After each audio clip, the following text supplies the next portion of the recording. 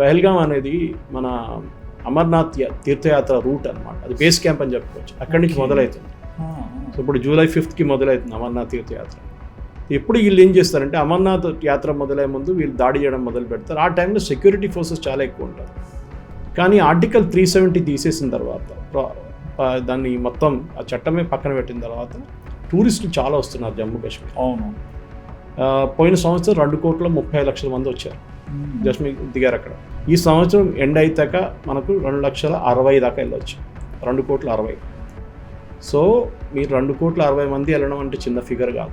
జమ్మూ కాశ్మీర్ మొత్తం ఎకానమీ దాని మీద నడుస్తుంది, టూరిజం మీద. కొన్ని స్టేట్స్ అట్లనే ఉంటుంది. కేరళ ఫర్ ఎగ్జాంపుల్ టూరిజం మీద నడుస్తుంది. మీరు థాయిలాండ్ తీసుకోండి, టూరిజం మీద నడుస్తుంది.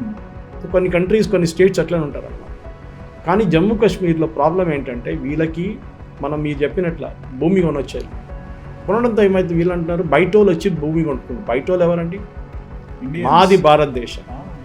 ఈ స్పెషల్ దీంట్లో మీరు బిలీవ్ చేయరు, ఈ స్పెషల్ 370 ఉన్నప్పుడు కూడా జమ్మూ కాశ్మీర్ హైకోర్టు వాళ్ళ జడ్జ్మెంట్స్ని సుప్రీంకోర్టులో అప్పీల్ చేయలేదు కొన్ని సంవత్సరాల దాకా. ఓకే, ఆలోచించాడు. ఇదంతా నెహ్రూ చేసిన కుట్ర. నెహ్రూ షేక్ అబ్దుల్లా కలిసి ఆడిన గేమ్ మనం.